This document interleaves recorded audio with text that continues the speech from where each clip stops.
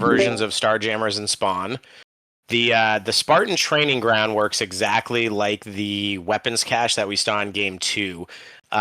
Nick has the ability to bring 3 training cards at the beginning of the game. He can use 1 per battle. They can be used for offense or defense. The Spartan Training Ground costs 2 deck building points. So you'll notice he's downgraded to the 3 grid Doctor Strange. Not a huge deal in the Cadillac deck. I do run some 5 intellect power cards in that deck sometimes just to get a little bit extra spectrum. I'll usually run 1 5 intellect. Probably wouldn't do it when 2 characters can't use it, but not the biggest, disadvantage. The other interesting thing is he's running the Cadillac, or sorry, the Lamborghini / Cadillac variant. He's running it with a Muir Island battle site and not with any heroes, which it always used to be. Yeah, I noticed that immediately. I'm really surprised because when I saw Infinity Gauntlet, I thought for sure he was playing the No Any Heroes event. But now it's going to be really interesting to see what. Or no, that is what he's going to be doing. Yeah, he's going to be Yeah. hoping to go for No Any Heroes. Yes, okay. I'm surprised to see this though. I do think we're going to see a big shift. Had I played in this tournament, I had a great Any Heroes deck. I think people are underestimating if you're going to go with a deck like this, like the Cadillac, that has the built-in defense. I think running those Any Heroes where you're getting the power leech, if you just run a draw 3 instead of Dow, certainly you're not going to get those auto win games that you got with Dow, but I think the Any Heroes are really powerful in this deck still. He could be running this with Spartan Training Ground and the No Activator event, and you still get so many big bombs from those Any Heroes. I think it's really viable. Yeah, I totally agree. I think it's completely possible to still play to Any Hero, and I think that part of the reason we're seeing so many activator decks is just because people haven't been able to comfortably play activators and battle sites in a long time, and it adds so much creativity to the deck building. So even in my opinion, I think that Any Heroes are close to even with activators at this point also. But I do think people are going to lean towards battle sites for a little bit just for the fun of it. I 100% agree. I think it's just been so long since people have been able to mess around with them. That yeah, we're just gonna see a lot for a while. I think it's really interesting. I hadn't seen much of Muir Island till you used it last time. Dave's been on a kick for it for a while, but it's really fun seeing alternative battle sites that never used to see play. We had speculated that Marcel was still going to use the Helicarrier. That's a battle site that got huge upgrades with the Hydra cards in Masters of Evil, and that's really a Sean Sawyer innovation. And I have to admit, like when he started using that, I was a real naysayer. I didn't think it was as good, and he really proved that the Hydra cards make that Helicarrier a top tier site. So it went from seeing mostly Outback and Danger Room to, there's 6 or 7 pretty consistent sites that you see now, which is great. Yeah, I think that there's probably around 8 totally playable sites at this point. So okay, we're off. And Josh is playing the same deck that we saw him play yesterday in the preview. He's got the Penguin on his team, and I would think that's Might Over Mind, possibly. Is that what you No, see? that's Annihilation Affair. Oh, is it Annihilation Affair? Okay. Yeah, if we remember from the preview, Josh is running. If he's running the same events, it looks like the same deck. He's playing no cards with a strength icon can be used to attack, and he's going to play the one where each person will choose a frontline character. That character won't be able to play any cards or be attacked. Right, and that really helps his lockout potential.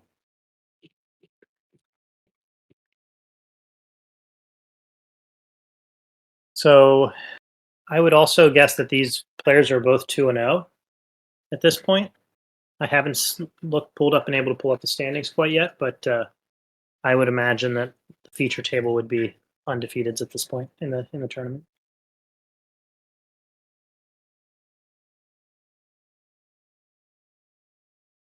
Danger Room and Muir Island were the 2 battle sites that I was considering using in Niagara. And I'd say I completely agree. I would imagine that both of these guys are undefeated. The Nick is someone who's very busy in his personal life, and since Dave McMillan moved out of the area, I know he doesn't have as many people to play test against. So he's been running a variant of the Cadillac for a while now, but that means he knows it and he wins with it. I think Nick's gotten. I know of at least 2 tournaments he's won with it. I think he might be at a third victory. So we're definitely going to see someone who knows his deck very well. The question is, does he know Josh's strategy here? Which Josh has really got a lockout strategy. All 3 of his frontline characters have a 1 per deck that avoids an attack and makes them unable to be attacked for remainder of battle. And he's also running one off his battle site, and he's got an event. So he has 5 ways that he can lock the characters out fully. As he just placed one on X-Man, he's going to start to build them up. And he's got the Beast placed, which is sometimes can function the same way if they don't have the universe cards to throw through the acrobatics. So Josh, you're going to see Josh try to set up a situation where he can lock his team out and do a huge bet of 6 or 7. Yeah, and one of the big downsides to Muir Island and why you didn't see it for a long time was because that there's no negate on the Muir Island battle site anywhere. So Oh. while there are a lot of powerful cards, that might come back to sting Nick here because Josh's lockout strategy could get him if he doesn't have a Scarlet Witch negate. Now you might see a big bet from Josh here. Nick has not placed a negate or revealed the negate. He does not have one off his battle site, and Josh has gotten both of the full lockouts in his first hand.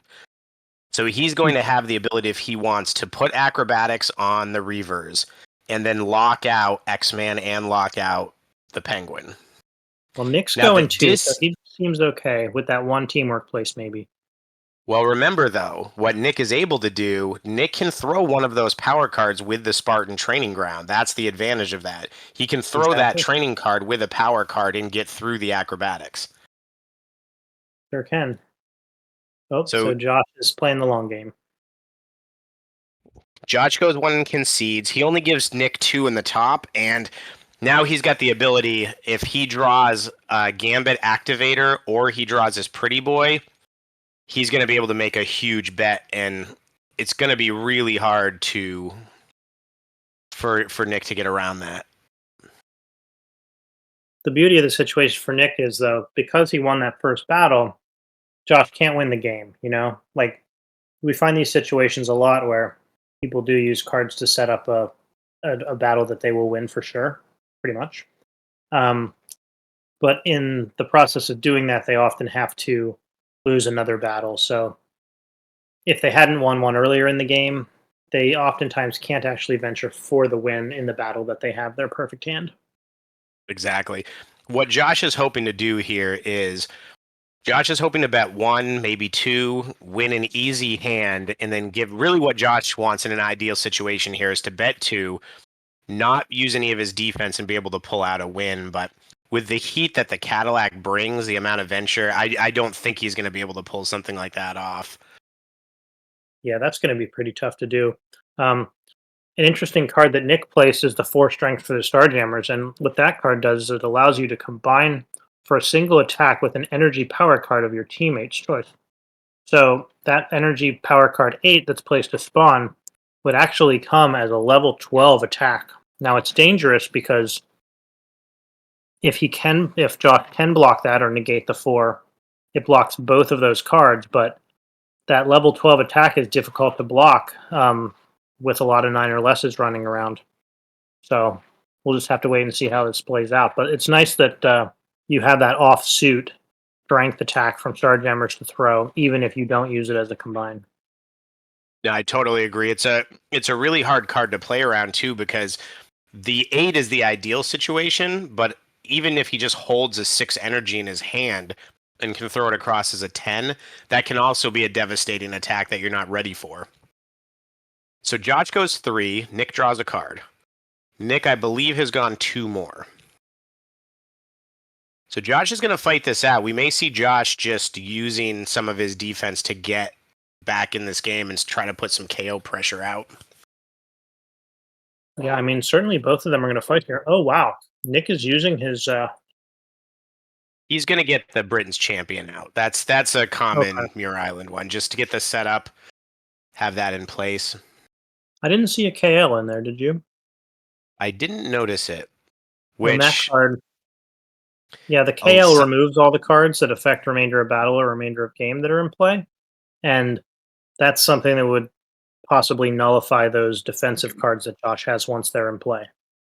And But that's I don't think something we're going to too see it. where, that's kind of a signal to Josh. I would think that he's not running it. If he's going to run out that Britain's champion is one of the first cards, then he's probably not saving the KL for the full lockout. Yeah, other than like a Beyonder to do it in a tricky like mess with Try your to mind fake him kind of a out, way. yeah. Yeah, but I agree with you. I think most likely, and in this case, it appears that he just simply doesn't have the card in his deck.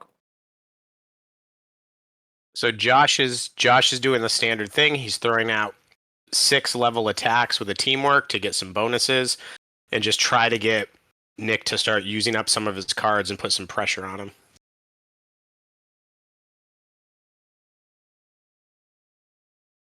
I think I see a penguin card in Josh's hand. Looks like a Yeah, that's fighting that's attack.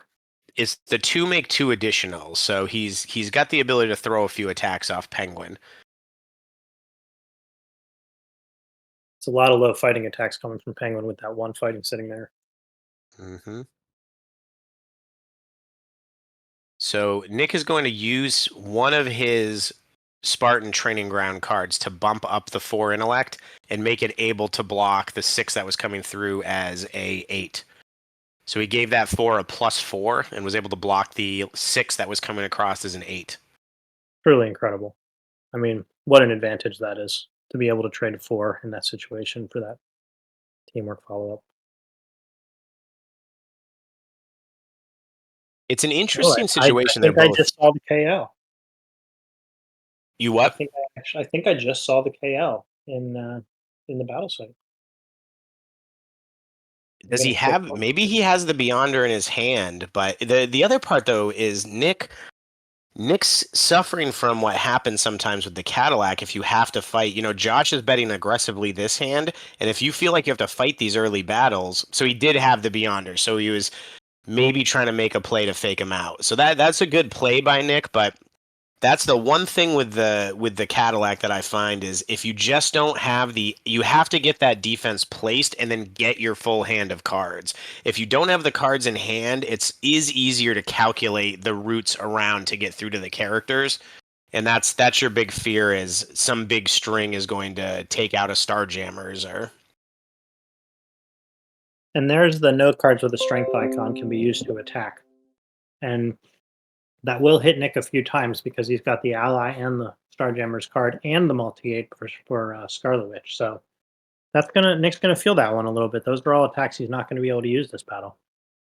Yeah, Josh, unfortunately, as much as he took out 3 of his cards, Josh has had 3 duplicates. So he duplicated his 8, his negate, and one of his 6 or less avoids. So we know that Josh has a negate in his hand that he can't place, which is also that's good information for Nick with none of the Starjammers 1 protects coming through yet. Nick knows that 2 of his 3 negates that he's most likely running main deck are gone.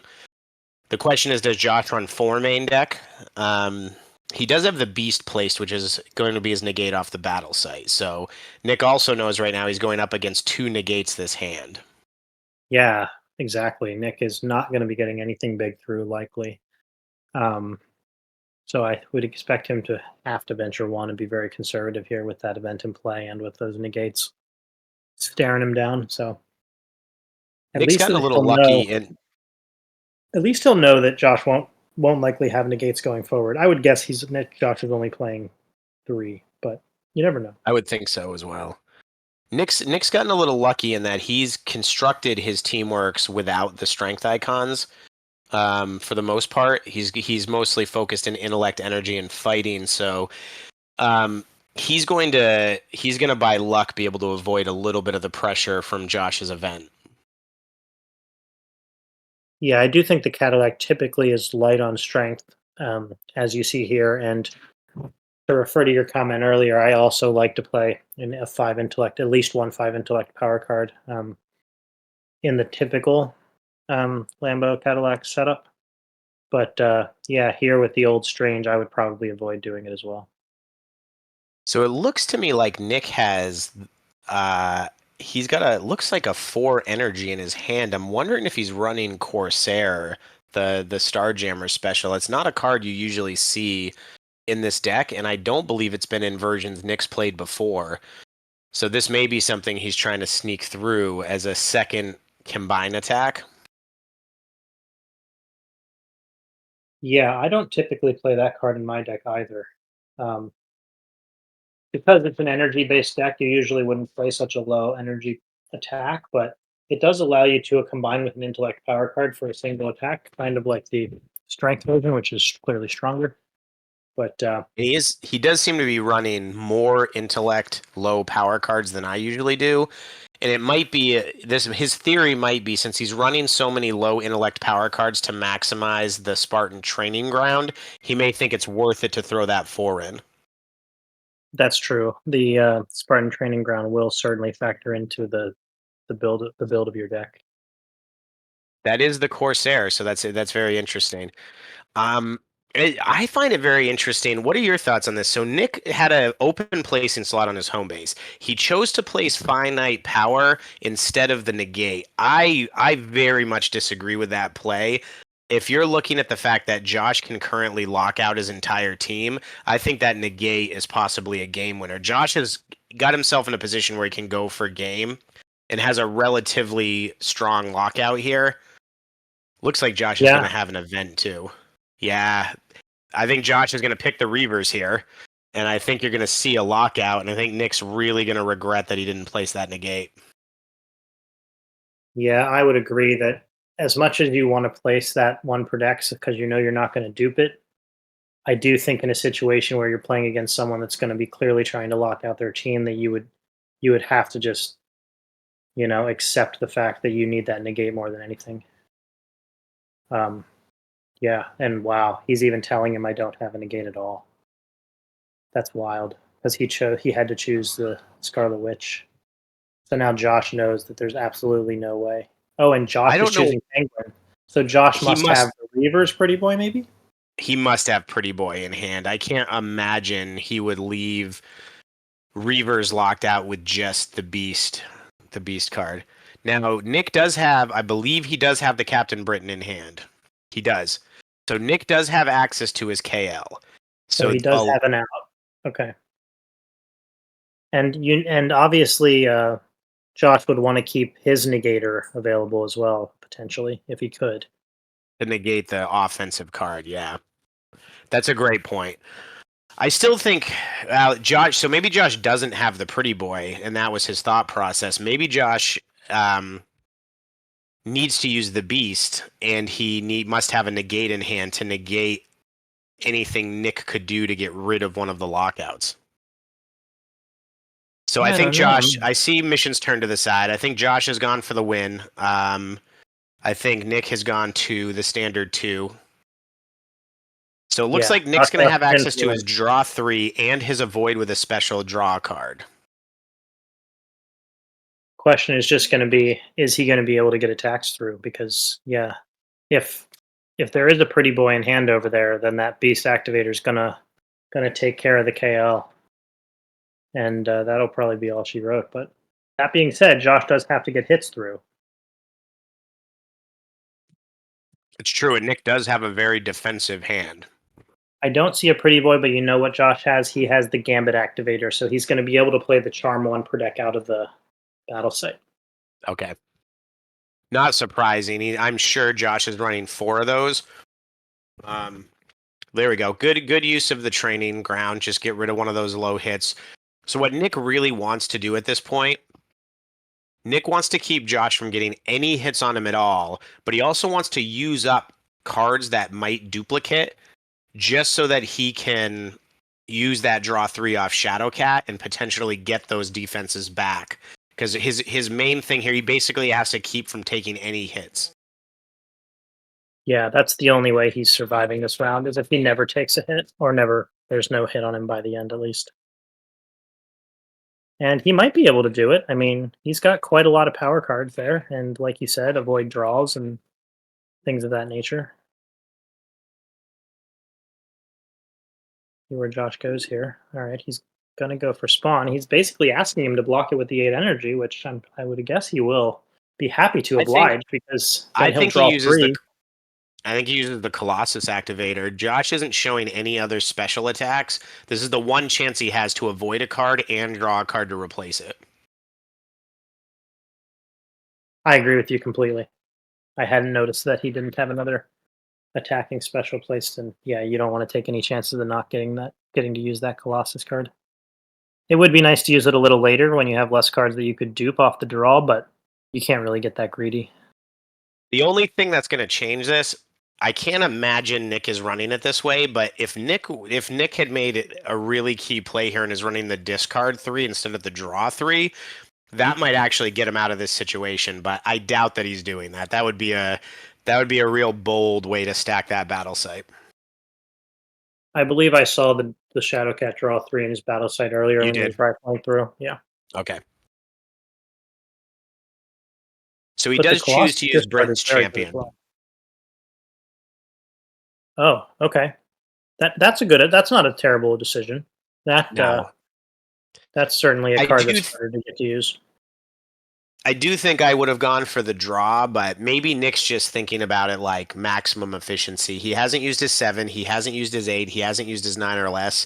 Maybe he's just going to pray that Josh throws another special card when those are gone and minimize his chances of duping off the draw. Yeah, that has to be where his mind's at here. Hard to see what he's going to do here. I mean, he has to try to attack and get that card into play from X-Man. See, I don't know if I agree with this. I mean, he's going to have to make a follow-up with a special, which means he's almost certainly going to end up just throwing that Starjammers card at the battle site. I mean, Josh is almost certainly going to lock out. There's no reason not to.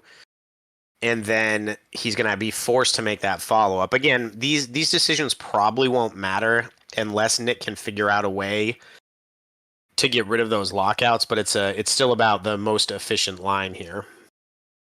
See, Josh is telling him, he's saying, oh, you do have to make that follow-up.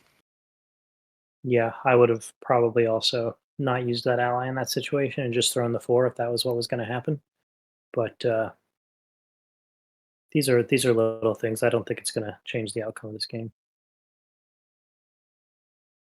Now there's one, oh, I was going to say Nick could start trying to make a run at the battle site. He could. He could force him to have to acrobatics the battle site. It would be hard for him to get up to 30, but not impossible.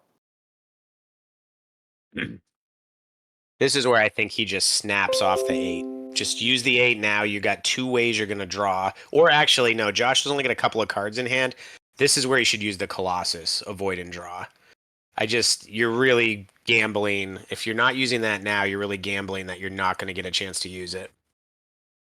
I think there's a pretty good chance that he's going to manage to not get hit here. The only scary thing that I'm really seeing is that 8 energy is going to be hard to stop if it's going at the Starjammers.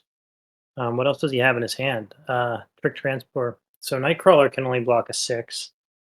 Does he have? He might be able You to know what? trick transport the Starjammers. That's what I was just So- gonna say. That might be the play right there. Is Spawn plays it, Trick transports the Starjammers, just force him to go through Spawn, and that doesn't lock out your Colossus avoid. Starjammers can't be attacked, but they can still play specials. So he could still play the teammate avoid a special. So it looks like Nick's Okay, gonna so- fire off this draw 3 now and just try to get more defense. Yeah, well, what he's doing is he's trying to draw out that beast, and he managed to do it because he's got the KL in his hand. This is going to Uh-oh, be a huge comeback win for Nick.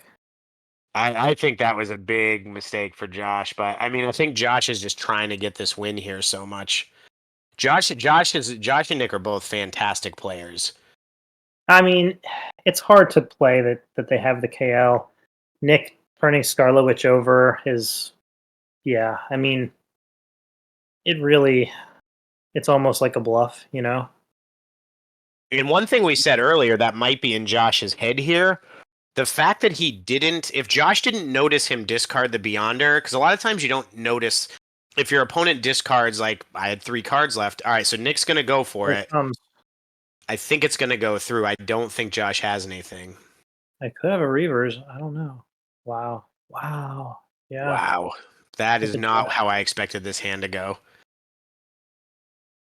I mean, this is still anybody's game, but I think Nick just played his way out of a very. I think the odds of Nick losing the game this hand were very high, and I think Nick just played his way out of it very, very well. Yeah, I mean, at this point, I think that it's fairly likely that Nick's going to be able to find a way to get a hit on Josh and win this venture. I mean, with now that both Josh's characters are open, Josh is only looking at the 6 or less avoid and 2 cards in hand. Nick has got 4 cards playable that are placed and 3 in hand. I think Josh concedes the next time the turn goes to him. It's very likely. I mean, he certainly knows he's in trouble at this point.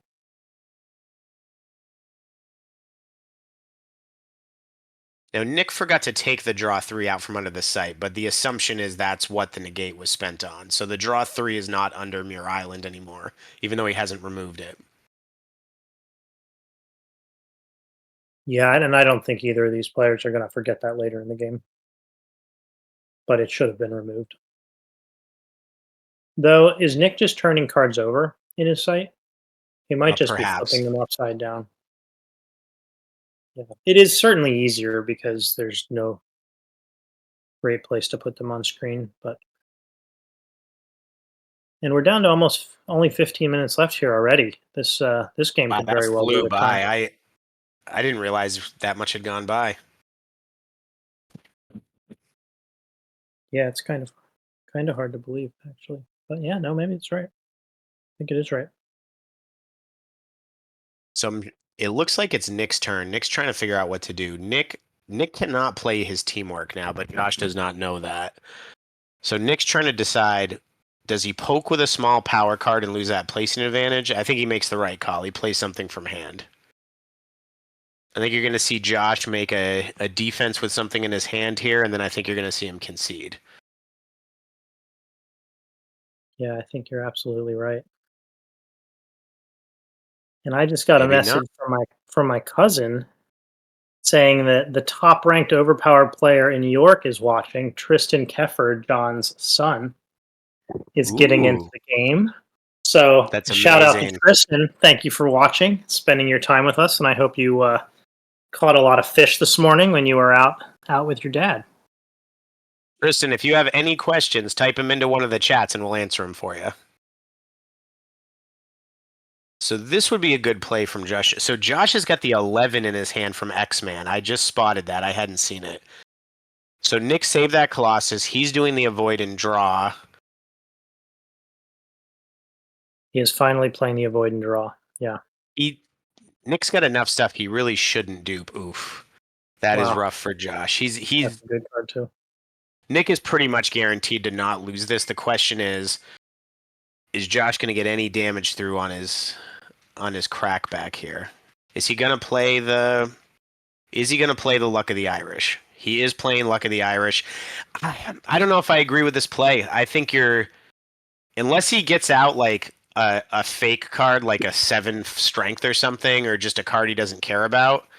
I think Nick's going for the draw 3 there, but I think Josh is just going to concede, and that's going to cost him that draw 3.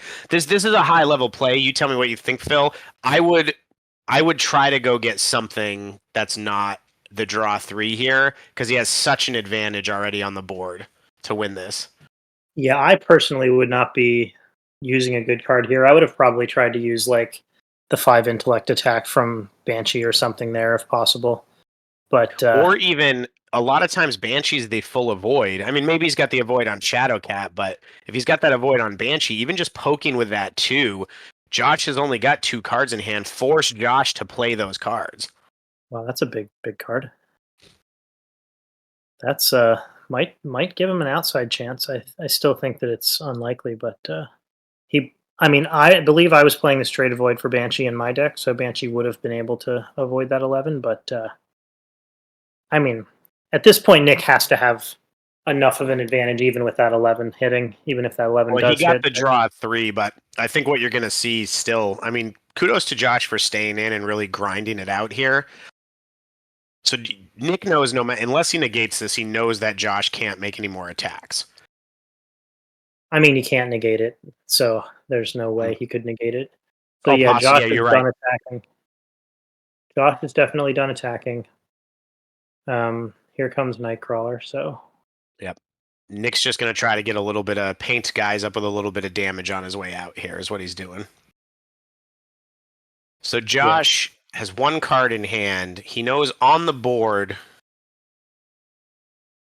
I think Josh said concede and Nick is revealing it. I don't know what just maybe happened. not. Nick just showed him the draw 3.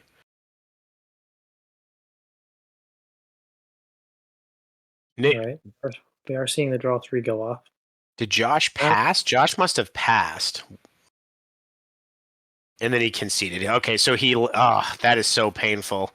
So Josh let him do the draw 3 and then did his concede. And so to win that hand and stay in, that play for getting the draw 3 chewed up the 11 and the draw 3 for Starjammers.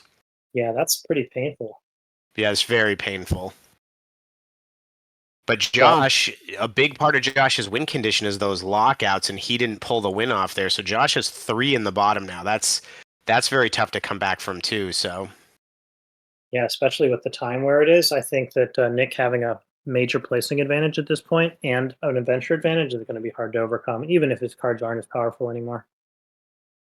Nick drops 2 duplicates. He has a dupe Professor X and a dupe negate. So Josh knows that he has that negate. He does have the Spartan training ground slot open, so he can place that negate if he wants. Josh, I didn't see. Doesn't appear to have any negates. Sorry, any duplicates. No, I didn't see him drop anything either, and it's really good he didn't either because that might give him a small chance of hanging in here. So, viewers, if you're unfamiliar with the card Josh has placed on the home base and on the Reavers, the home base Um, card is one of the new BMG aspect cards. So it's the same as A Next. It's a 4 attack, make an additional attack, but the players now have access to all 4 power types. Josh has chosen the Cheshire Cat, which is a 4 intellect, make an additional attack. And then the picture of Cthulhu is the BMG 5 multi.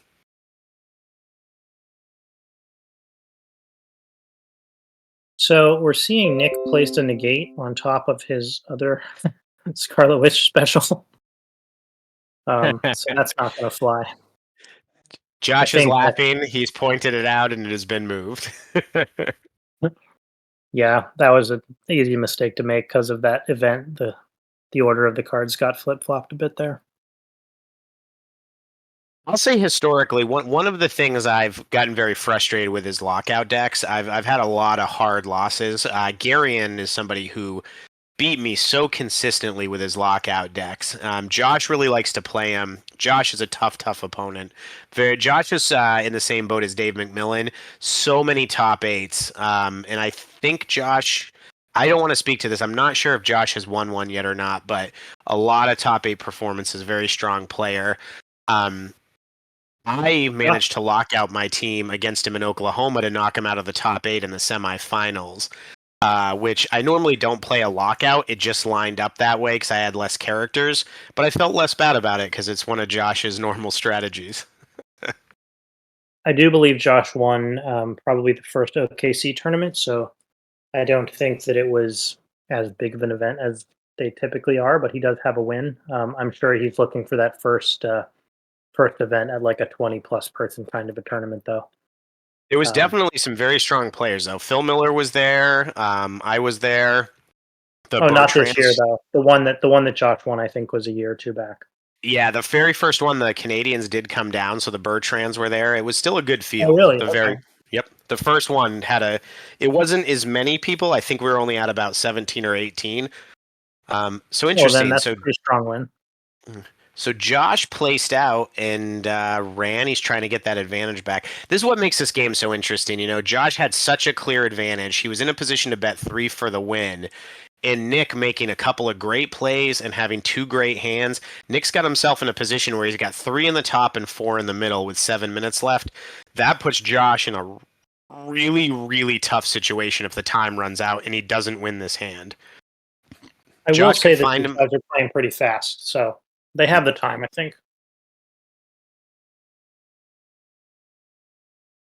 Now a lot of dupes from Josh, though. I mean, when you have a lot of placed cards, it's just inevitable that you're going to dupe a lot of cards.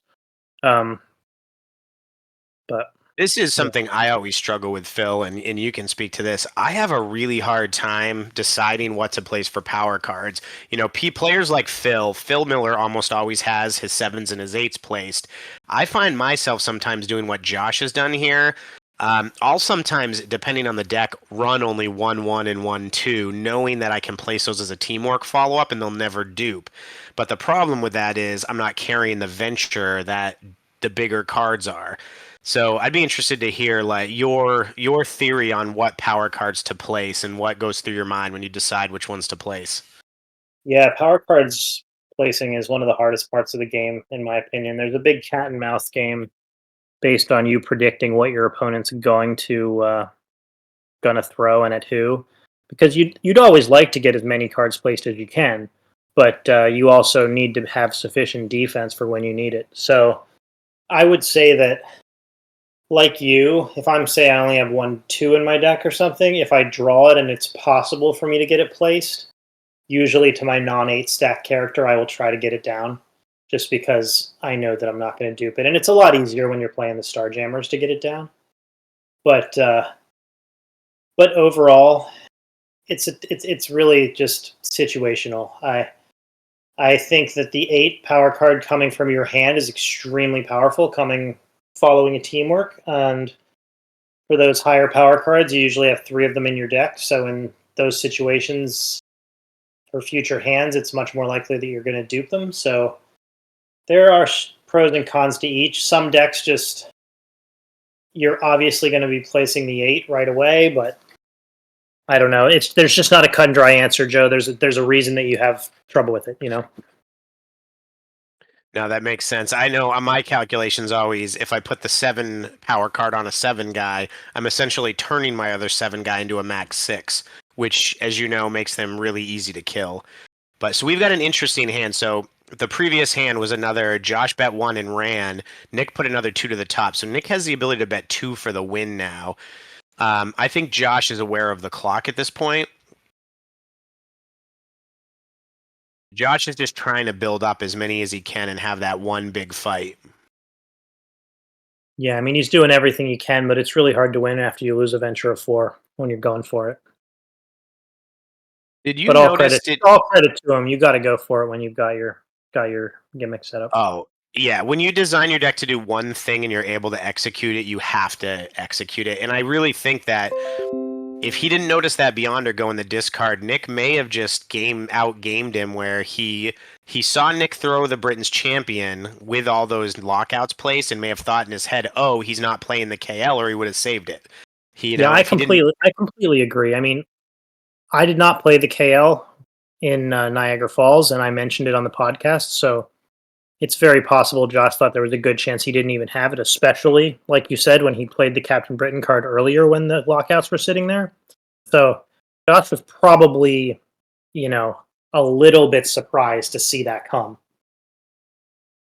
I mean, not that he didn't know it was possible, but like it's one of those things where you're just hoping. You just have to hope.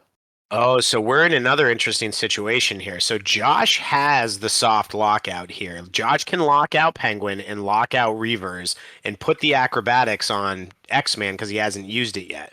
Nick's going 2 for the win. Now, Nick does have a lot of heat placed for Teamworks. He is going to be able to fire off a lot of attacks, and we see that he's got another Teamwork in his hand, and he's got the power cards to fuel all 4 Teamwork attacks. Josh probably doesn't realize that that's coming down the pipe with the way he's placed. But you may see Josh do a big bet here to try to get back in this with the time running out. And it may be a situation where letting X-Man die is the play.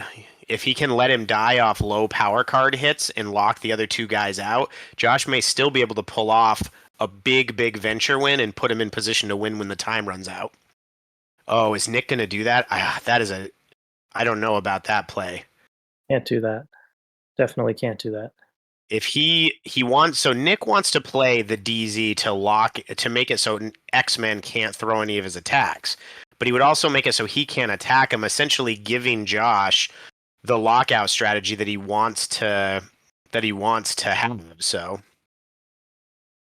I think Yeah, Nick's discussing it with him openly now. yeah, it's a perfect example of card you would normally want to play, but you can't in this situation.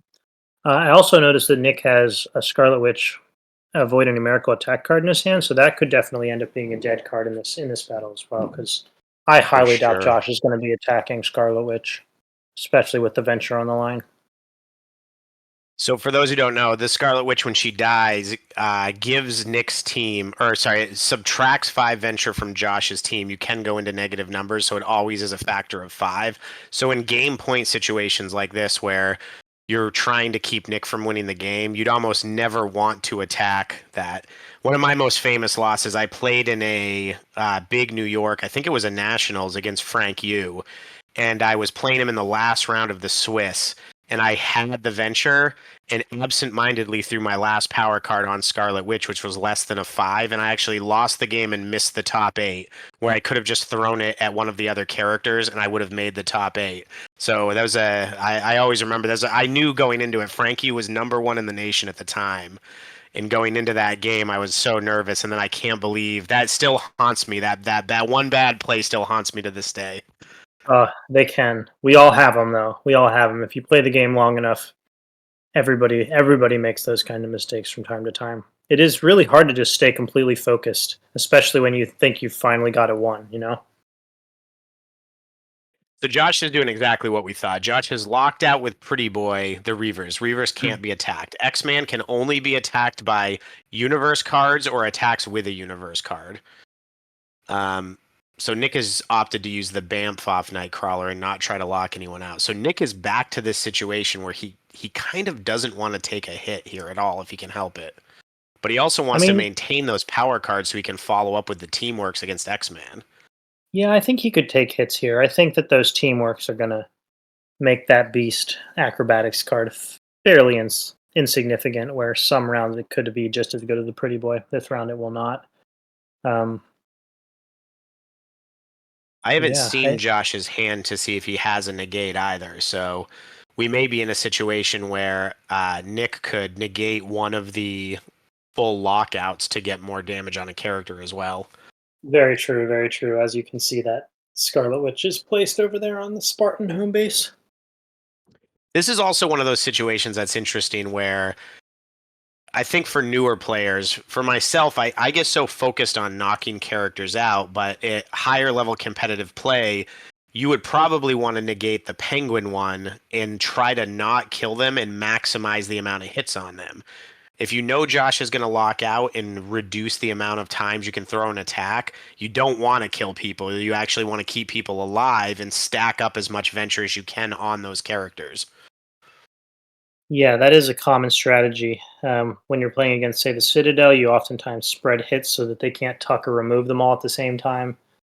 Um, if you're playing against Scarlet Witch, like we mentioned her inherent earlier, sometimes you would avoid killing her because you wouldn't want to give them the 5 points to venture. So, yeah, it's easy to look at it as though there's not that much involved in the game, but there's always like another layer of depth if you keep looking at it and you keep playing. The more you play, the more you find out, the more you learn and see. So Nick has opted to let Spawn die. I think he's making the right call. The 4 multi's pretty inconsequential here. Whatever he throws against Penguin is gonna get avoided. It'd be nice to throw the 4 and have him eat up a card that's otherwise not going to do much. But I also think Nick's doing the right thing and keeping those power cards so he can just fuel all the teamworks that he can and get as many attacks on X-Man as he can. I agree. I think Nick's all in on winning the venture here and making the right decision to let Spawn go there to get an extra teamwork attack off.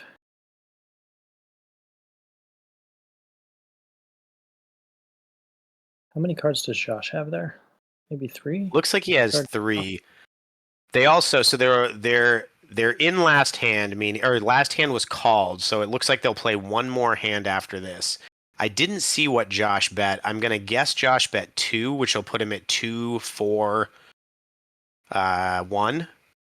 So it'll definitely be back to anyone's game. No one. If Josh is at 2, 4, 1 and Nick is at 5, 0, 2, I don't think Josh will need to bet 3 to try to win the next hand.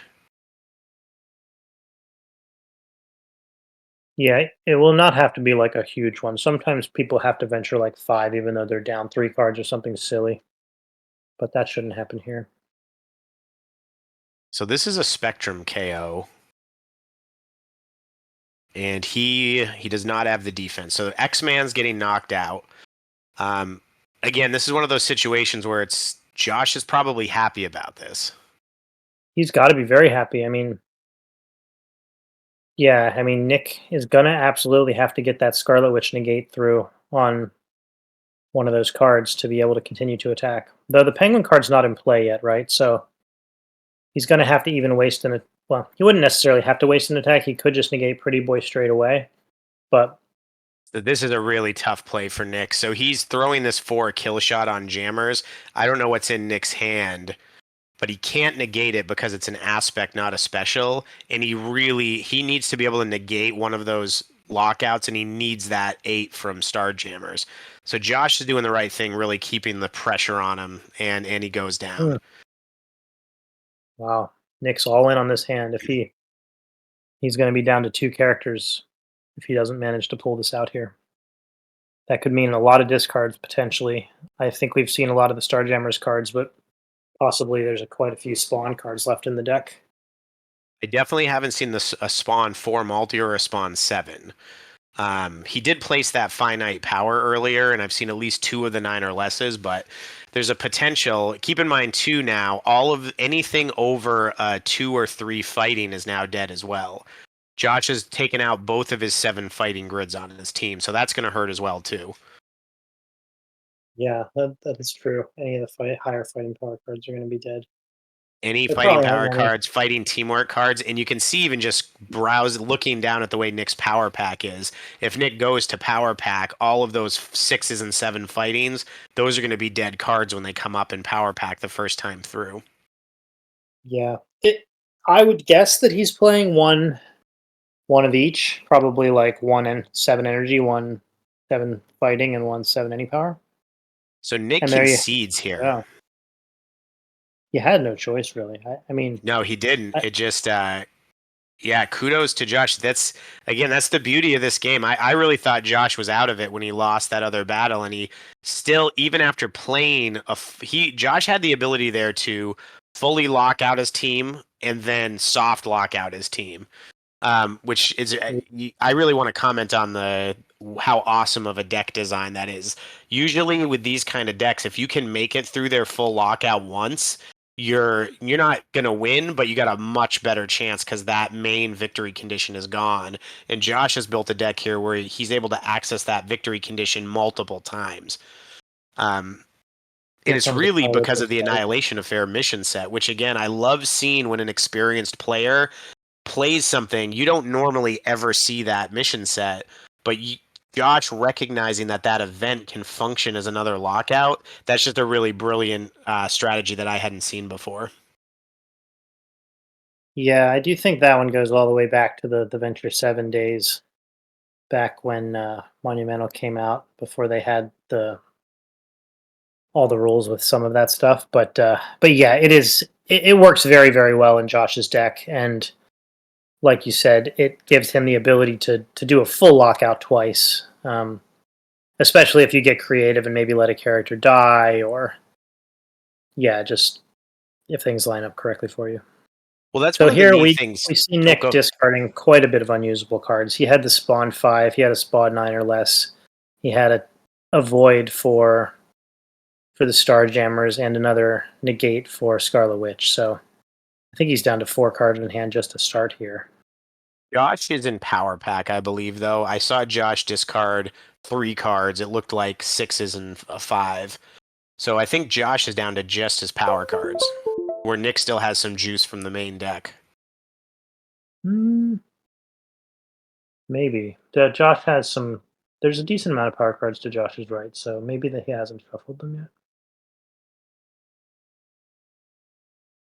But this is going to be a tough venture. They have to do a little bit of math here, and Josh going first probably will dictate how many Nick will have to venture back at him.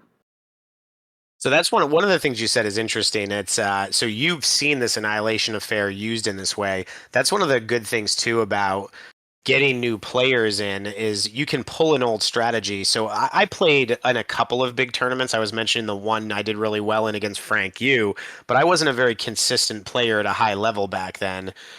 Just a few occasional big events that I got lucky in. And so that's also something when we're pulling in these new players, you can pull out some of these old tricks and people like myself or, the uh, like a David Nicola or Greg and Steve Costa, some of these new players that we've got, they might not have seen this stuff, which is kind of a fun part of the game as well. Yeah, absolutely. And that just shows the longer that you play and the more that you see things, the easier it is for you to put a combination of old strategies together to find possibly a new deck or a new strategy with the new It, cards that come out. it reminds me of Star Trek Voyager when they first go to the Delta Quadrant and they say, "Oh, we can use all the old tricks because they're all new here." Indeed, they are.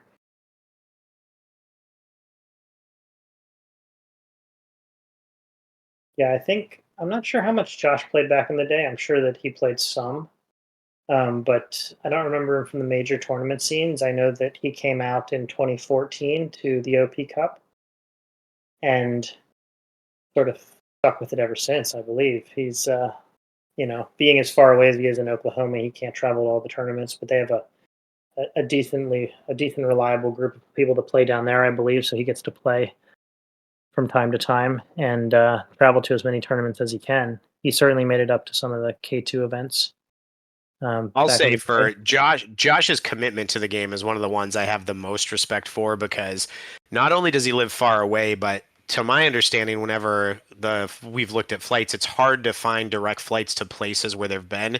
So I know he's usually spending a decent amount of money to make it to these tournaments. And the fact that Josh is a very consistent attendee at all these tournaments, I really respect that he's willing to go all out financially that way to attend these tournaments. I really have a lot of respect for that. I want to say he travels for work quite a bit as well. So yeah, it's it's admirable for him to get to so many events. So they both look like they've both made the bet. Whoever wins this, again, this has gotten right down to the wire, which you see a lot with these really good players. So Nick has thrown the 8 multi from the Scarlet Witch. Josh apparently doesn't have any way to defend it.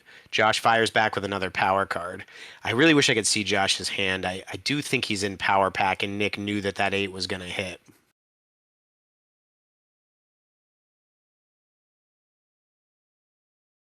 I'd almost feel for Josh after he managed to survive. But Nick's played a solid game too. So we've had some really good games on the stream, some really tough, tight games. Yeah. Which I'm not really surprised by because at the higher limits, the players are really close. The players are really close, and even with the large variety of decks that we're seeing, it still comes down to one or two moves. And I think what you're seeing here is just a symptom of one deck ran out of steam. Nick held on, really played his way out of some tough situations that I think I don't think I would have played my way out of a few of those situations. And then I think Josh is just in a situation where he just doesn't have the juice left in the deck to get over the top. And I don't want to count him out yet. He could surprise me, but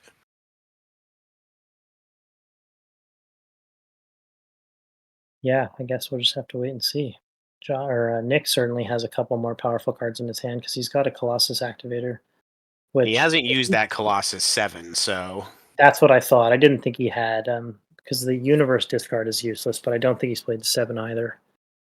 And I think there's one more activator that I couldn't tell quite what it was.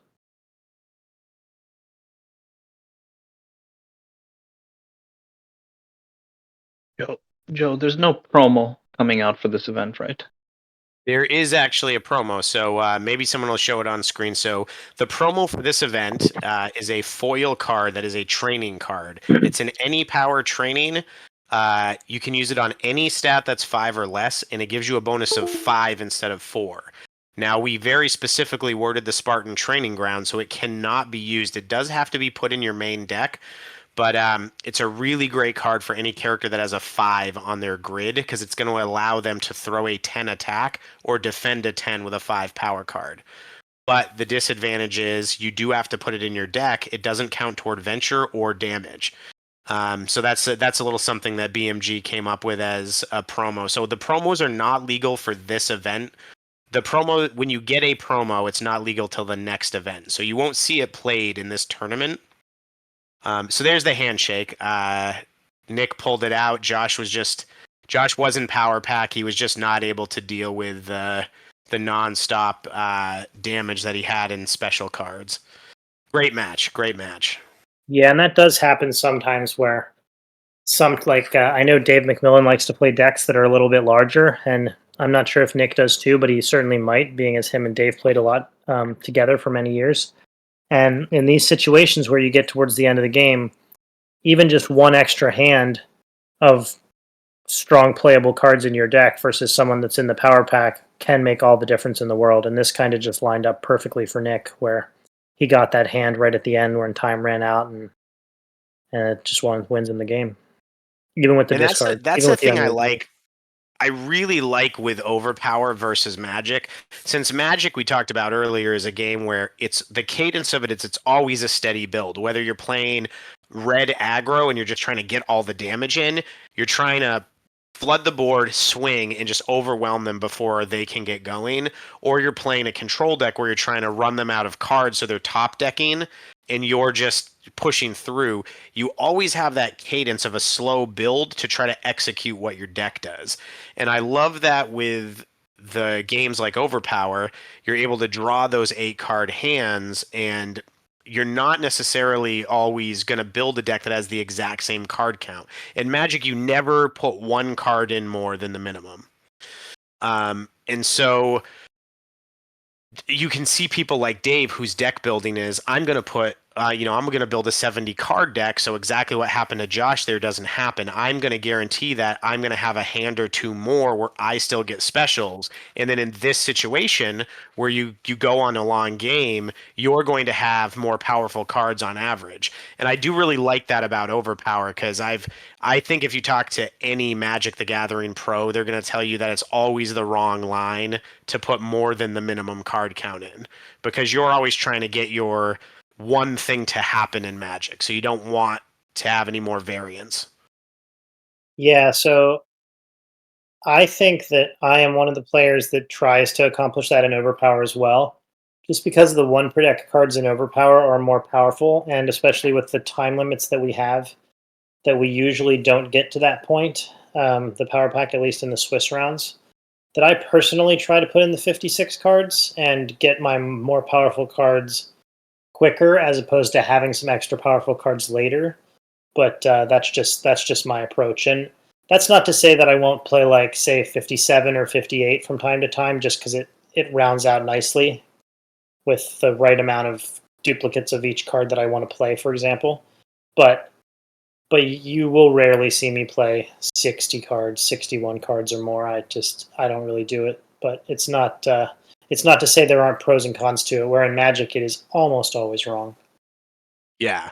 Well, I think what's interesting though is it's definitely not a bad strategy. So your deck from the last tournament did that very well. In the Cadillac, historically, you want that low card count. You want to get to those big bomb cards. You want to get that draw 3, that pennant stare. And I think where deck builders like Dave, if you'll notice, Dave tends to not play a lot of characters that have those bomb 1 per decks. Dave's trying to always build a repeatable mechanic that he can rely on having whenever he needs it. So I just think it's interesting in Overpower that that's even an option. Where Yeah, I don't think it's an option in Magic.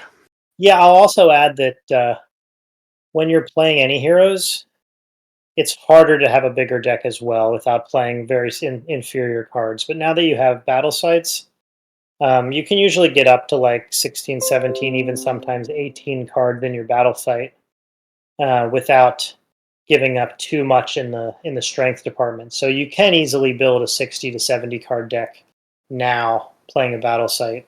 Whereas with any heroes, I think you have to weaken your deck too much to do that. Like you said, somebody like Dave likes to play a lot of teamwork, doesn't mind having two of the same teamwork possibly sometimes, and likes to just have repeatable mechanics. It's just a different approach, and clearly Dave's done quite well with it, so it's working for him, you know.